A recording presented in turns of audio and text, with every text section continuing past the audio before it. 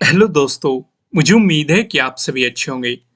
दोस्तों, अब हम एनालिसिस करने वाले हैं बैंक निफ्टी के बारे में। निफ्टी 50 का एनालिसिस मैं आपको प्रोवाइड करा चुका हूं, जो कि आप मेरे चैनल पे जाके देख सकते हैं। वहां पे भी मैंने आपको बताया था कि निफ्टी 50 भी एक रेजिस्टेंस जोन पे खड़ा हुआ है और बैंक निफ्टी भी एक रेजिस्टेंस जोन पे खड़ा हुआ है। मैं अभी आपको दिखाऊंगा। यहाँ पे हमने क्या देखा, 30 को हमने वन साइडेड मोमेंटम देखा। हालांकि मार्केट में जब ये आप ये देखेंगे, पहली वाली कैंडल, हर एक कैंडल 15 मिनट के टाइम फ्रेम को रिप्रेजेंट कर रही है। फिर मार्केट ने एक पर्टिकुलर रेंज बनाई थी। लगभग आप ये कह सकते हैं, आपको यहाँ पे 4 कैंडल दिखाई दे रही है जो इस रेंज में रही थी, 4 to 5 कैंडल। यानी कि लगभग 1 घंटे तक मार्केट इस रेंज में आपको घूमता हुआ नजर आया था। इस सिचुएशन को आपको ध्यान रख के चलना है। और जब भी साइडवेज मूवमेंटम होता है, मैंने आपको बताया हुआ है, जो हमारे 4 पैटर्न्स थे, चारों पैटर्न्स में से कोई सा ना कोई सा पैटर्न आपको जरूर नजर आएगा। 4 पैटर्न्स कौन से थे हमारे? दो तो ट्रायंगल वाले थे, एक ट्रेंड लाइन से मिलकर बना हुआ और एक पैरेलल वाला। तो आपको यहाँ पे पैरेलल वाला पैटर्न दिखाई दिया था और इसका साफ साफ आपको ब्रेकआउट मिला है। ब्रेकआउट मिला है तो आपको एक बाइंग अपॉर्चुनिटी यहाँ पे क्रिएट होती हुई नजर आई है। फिर उसके बाद फिर मार्केट ने यहाँ पे एक रेजिस्टेंस जोन बनाया, एक पर्टिकुलर ये वाला ट्रायंगल आपको यहाँ पे बना के दिया। तो आपको एक ही दिन में दो दो पैटर्न देखने को मिले थे। जिस किसी ने भी इन दोनों पैटर्न्स को देखा, ड्रॉ किया और इनकी मदद से प्रॉफिट बनाया, वो मुझे कमेंट करके जरूर बताएगा। अगर किसी ने प्रॉफिट नहीं बनाया, देख भी लिया, तब भी आपको कमेंट करना है कि हमने ये पैटर्न्स मार्केट में देखे। तो यहाँ पे हम अब क्या देख रहे हैं, मैं आपको सीधा लेके चलता हूं, जो मैं निंजा मेंबर्स के साथ डिस्कस करता हूं। आज मैं आपको भी शो कर रहा हूं। यहाँ पे मैंने निफ्टी 50 की वीडियो में भी शो किया था, क्योंकि लगभग महीने में एक बार तो मैं आपको शो कर देता हूं, जिससे आपको भी आइडिया लगता रहे कि निंजा मेंबर्स के साथ हम क्या क्या लेवल डिस्कस करते हैं। तो यहाँ पे आप देखेंगे, मैंने उन्हें बता रखा है कि मार्केट के लिए एक रेजिस्टेंस जोन बना हुआ है। यहां से मार्केट पहले भी गिर चुका है, अगर आप देखेंगे, और अभी फिर से इसी रेजिस्टेंस जोन पे मार्केट खड़ा हुआ है। तो ये यानी कि डिसाइडिंग होने वाला है। अगर इसका ब्रेकआउट मिल गया, प्राइस ऊपर सस्टेन कर गया, तो हमें बाइंग अपॉर्चुनिटी मिलेगी। लेकिन वो सिचुएशन मार्केट में हमें दिखाई नहीं दे रही। हमें यहाँ पे क्या दिखाई दे रहा है, ज्यादातर पॉसिबिलिटी यही है कि ये रेजिस्टेंस के रूप में एक्ट करे। लेकिन हमें तैयार उसमें भी रहना है। हो सकता है मार्केट में एक पॉजिटिव मोमेंटम आ जाए, इस तरह की सिचुएशन। तो उस सिचुएशन के लिए क्या तैयारी रखनी है, उसके लेवल हम आगे डिस्कस करेंगे। लेकिन फिलहाल हमें जो फोकस करना है कि ये एज ए रेजिस्टेंस ही मार्केट यहाँ पे एक्ट करता हुआ नजर आएगा। अगर एज ए रेजिस्टेंस यहाँ पे एक्ट करता हुआ नजर आएगा, तो हमारे लिए सपोर्ट लेवल या सपोर्ट जोन को फाइंड करना काफी इंपॉर्टेंट हो जाता है। और सपोर्ट जोन सीधा सीधा निकल के आता है 38,000 का। तो ये पॉसिबिलिटी है।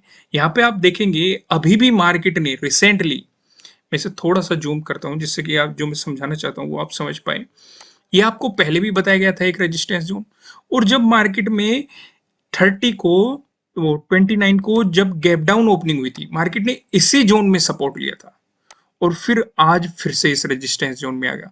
तो हमारे लिए 38,000 एक इंपॉर्टेंट सपोर्ट जोन है। ये लेवल पहले भी ज्यादा इंपॉर्टेंट रहा है, हम यहाँ पे ज्यादा टाइम नहीं लगाते।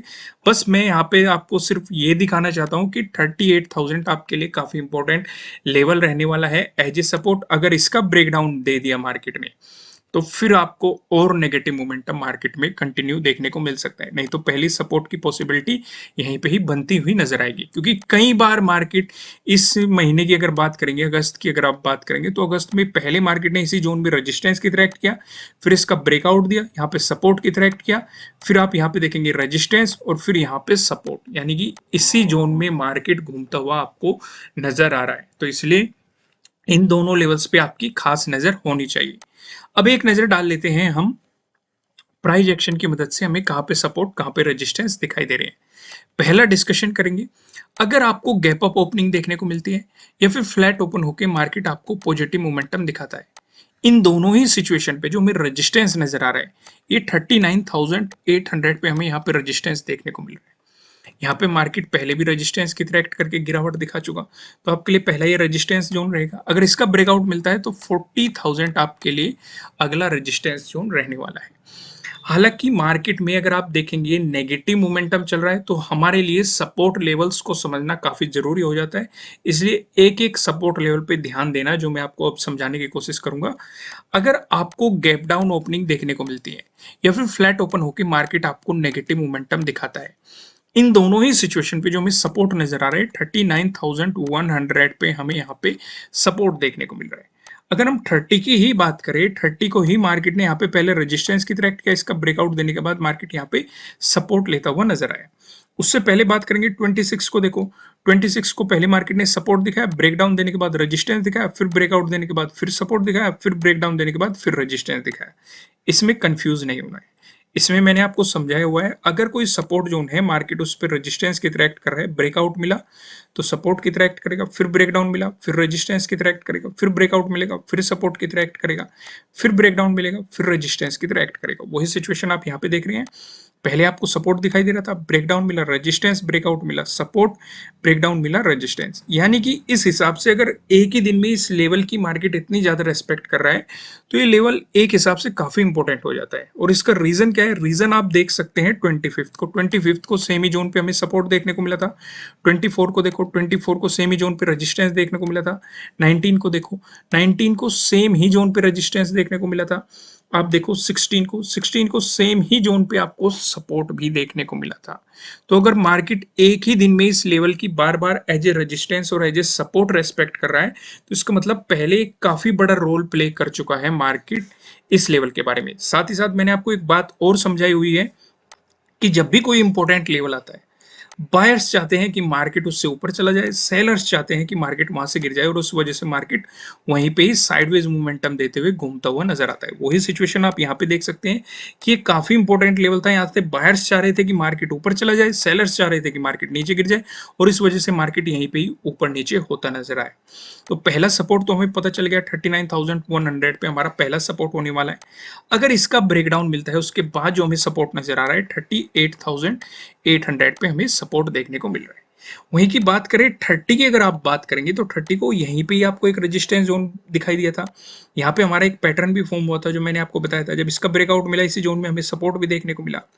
26 को देखो, मार्केट में जब गिरावट आई इसी जोन में सपोर्ट आया। 25th को देखो, 25th को भी जब मार्केट में गिरावट आई मार्केट ने इसी जोन में सपोर्ट लिया। 24 को देखो, पहले रेजिस्टेंस दिखाया, ब्रेकआउट देने के बाद सपोर्ट दिखाया, फिर से ब्रेकडाउन देने के बाद फिर से रेजिस्टेंस दिखाया और फिर से ब्रेकआउट देने के बाद फिर से यहाँ पे सपोर्ट देखने को मिला। 23rd को देखोगे इसी जोन में हमें रेजिस्टेंस देखने को मिला था। 19 को देखोगे, 19 को इसी जोन में हमें सपोर्ट देखने को मिला था। तो ये तो मैंने लॉजिक के साथ आपको एक्सप्लेन करने की कोशिश की है कि प्राइस एक्शन की मदद से कहाँ पे सपोर्ट नजर आ रहे हैं, कहाँ पे रेजिस्टेंस नजर आ रहे हैं। मेन फोकस आपका होना चाहिए सपोर्ट पे, क्योंकि मार्केट में नेगेटिव मोमेंटम होने की काफी ज्यादा पॉसिबिलिटी है। हालांकि क्या सिचुएशन रहेगी वो तो हम तभी देखेंगे, लेकिन सपोर्ट लेवल पे आपका खास ध्यान होना चाहिए, वहां पे मार्केट किस तरीके से रिएक्ट कर रहा है। अगर किसी भी सपोर्ट लेवल पे जाके मार्केट ने साइडवेज मोमेंटम दिया तो गलती से भी पोजीशन मत बना लेना, चाहे बाइंग की हो या फिर सेलिंग की हो। साइडवेज मोमेंटम को अवॉइड करना है, वॉल्यूम देखना है, डायरेक्शन देखना है, ट्रेंड क्या है, काफी चीजें फोकस करके हमें सपोर्ट का ब्रेकडाउन मिल रहा है या फिर रेजिस्टेंस का ब्रेकआउट मिल रहा है, इतनी सारी चीजों को फोकस करके ही आपको अपनी ट्रेड में पोजीशन बनानी है। इन चीजों का आपको ध्यान रखते हुए चलना है। अब यहाँ पे मैं आपके साथ एक और डिस्कशन कर देता हूँ, नो ट्रेडिंग जोन भी समझ लेते हैं। यहाँ पे आप देखेंगे आपको दो रेड लाइन दिखाई दे रही है। नीचे वाला लाइन की बात करेंगे 39,356 की दिखाई दे रही है। ऊपर वाला लाइन की बात करेंगे 39,603 की दिखाई दे रही है, जो कि आप देख रहे हैं 30 का हाई भी है। जब तक मार्केट आपको इस जोन में दिखाई देता है आपको मार्केट में कोई भी पोजीशन नहीं बनानी चाहिए। अगर आपको मिलता है इसका ब्रेकआउट प्राइस ऊपर सस्टेन करता है तो आपको मिल सकती है बाइंग अपॉर्चुनिटीज। वहीं पे अगर मिलता है आपको इसका ब्रेकडाउन प्राइस नीचे सस्टेन करता है तो आपको मिल सकती है सेलिंग अपॉर्चुनिटीज। अब नीचे की तरफ क्या लेवल रहेंगे, क्योंकि खास हमें सपोर्ट लेवल पे ध्यान देना है, वे प्राइस एक्शन की मदद से मैं आपको बता चुका हूँ। लेकिन एक नजर हम पेवेट पॉइंट पे भी डाल लेते हैं, पेवेट पॉइंट के हिसाब से कौन कौन से लेवल इंपॉर्टेंट निकल के आ रहे हैं। तो पहला डिस्कशन करते हैं, अगर बैंक निफ्टी में आपको एक पॉजिटिव मोमेंटम देखने के लिए मिलता है, ऐसी स्थिति में जो हमें पहला रेजिस्टेंस नजर आ रहा है ये 39,741 पे नजर आ रहा है।